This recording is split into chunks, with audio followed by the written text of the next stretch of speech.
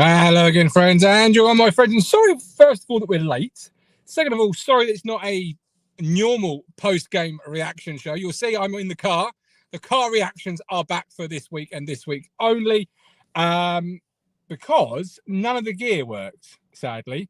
None of the gear worked at all. So we had the internet box didn't work. The microphones then didn't want to work. But there we go. Let me just change that name from X, because that's normally what we use for the post-game show from the statue. Anyway, we're here. Disappointing night for Ipswich, let's be brutally honest. And let's be fair, Brighton were very good. Were very, very good. And didn't have to get out of second gear, third gear maybe in that second half. First half, we had them at key moments. I really thought Broadhead had scored. I really, honestly thought Broadhead had scored. I was right behind it. I was up off my seat. And then somewhere, out of nowhere, an arm appears, and it's a great save. It's a very good save, but that was a key moment. Andy B said straight to the point, Gav, Amari was so poor. Yeah, and wasn't Amari's greatest night tonight, but let's be fair to the lad. He was on the treatment table a couple of weeks ago. Well, not even that, a few days ago even. So, got to be fair to him.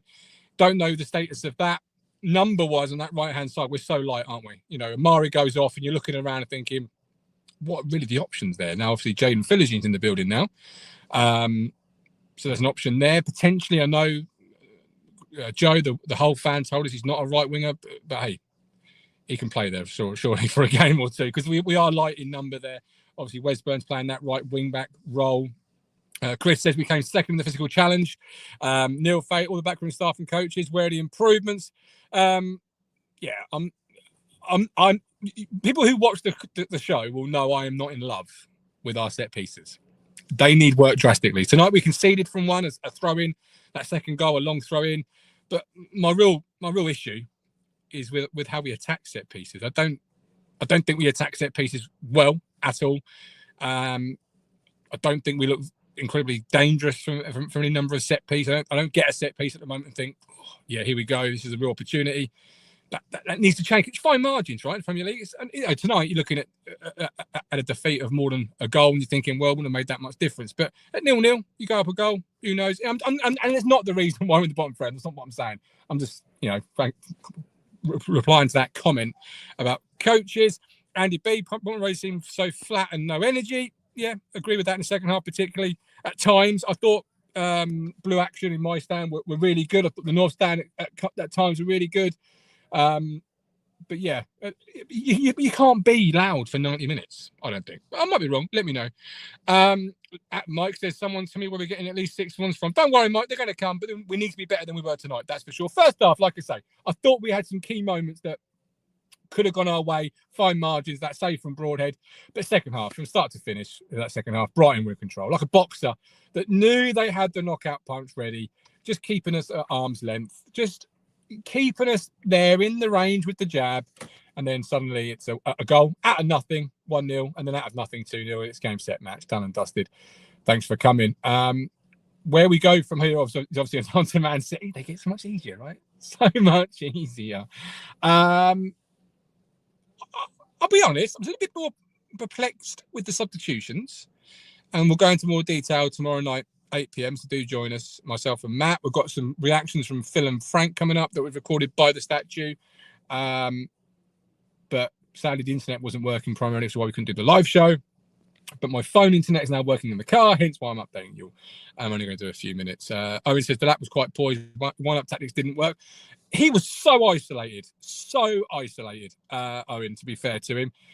We still need a plan B, Andy. You're absolutely right. But I'm just thinking, and I know it's never going to happen, but you should never say never in football. What have we got to do to end the game with 2 strikers on the pitch?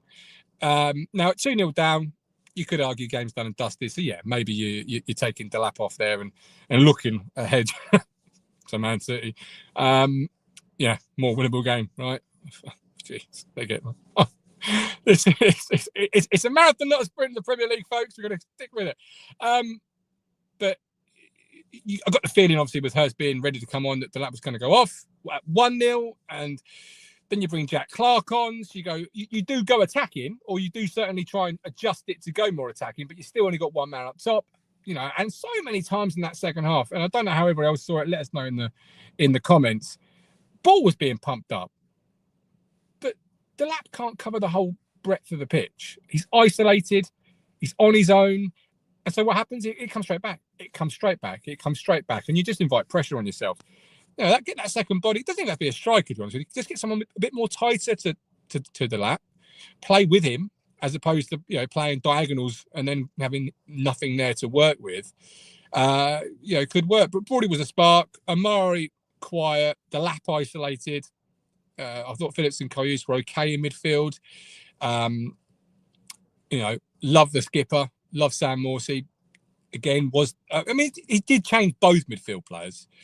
Well, no, he didn't he? No, he didn't. He took Wes Burns off for Jack Taylor and brought Sam Morsey on. I thought there, when he was bringing both on, it was going to be a straight swap, but it wasn't. And I just thought a goal down is Sam Morsey the holding midfield player, the player you should be looking to? And obviously, I don't know what the thinking was tactically behind it. I'm not Kieran McKenna. You can all thank me later for not being Kieran McKenna, because clearly we wouldn't be where we are now if I was. Because I ain't very good at tactics, let's be honest. But again, you're looking to unlock a defence, maybe change it a little bit.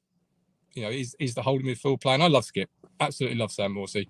I think he's a good player. But, you've got to look maybe at times at the start of the game and think, is that what we need? I don't know what the thinking was there. But Jack Taylor, he had an opportunity to shoot in the second half, didn't take it. But there we go. Anyway, that's my thoughts. Obviously, I'm used to working with somebody. I've just seen Frank, and obviously shared that the whole community is with him at the moment. Shared a nice long hug. And obviously, Frank, if you're watching this live, and I've just seen you, but my thoughts are with you. Owen says their bench was class. Ours, not so much. We're there, as they're from a league team. A pat from the back, the way we do it only accentuates our weakness. We simply don't have good enough players for that. Yeah, you've got to try and invite the press and try and beat the press. Do you think that finishing would have made a difference tonight? Well, it's hard to say, having not seen him, to be fair, Andy. But he's a player, and at the moment we are woefully short in terms of numbers. I was looking, just funnily enough, as they scored their first goal, I was looking at the bench and I was thinking, where can you really change there? Where's the opportunity to make a change? Now, we know McKenna's not really going to think outside the box in the sense of it's going to go to a 4-2-3-1 to maybe a 4-3-3, that type of hybrid thing. It's not going to be a massive change from a 4-2-3-1 to a 4-4-2, for example, or whatever. You know what I mean when I say that. So where can you change it, and what will the players coming on going to change, and what's their makeup and their attributes? And at the moment, you're short on the right side.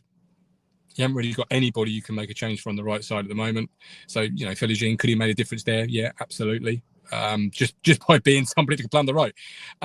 Left side, Jack Clark. Who, funnily enough, I actually thought was on the wing. He's in like chalk on his boots, Jack Clark, tonight, with Davis on the underlap, not the overlap, which I thought might be something that could be worth interestingly looking at in a couple of weeks. See if we've adapted that a little bit. Because the Sunderland fan told us that Jack Clark's a chalk on his boots kind of player. So that's something to watch and keep hold of and monitor as we go on. But yeah, I can't say for any certainty Philly Jean would have made a difference, other than he's a player and he could probably play there. And we're short of players that can play there, it would seem, at the moment, particularly with obviously Mari carrying whatever injury. Goldston Ghost says, first goal didn't take a deflection, went through legs. And last comment, James White, first goal was, he said deflection. It wasn't a deflection, I don't think. And Moby could have played another hour and not had a shot on goal. Worrying, mate. Well, we move on, right? Man City on Sunday. We're back tomorrow at 9 o'clock. Sorry.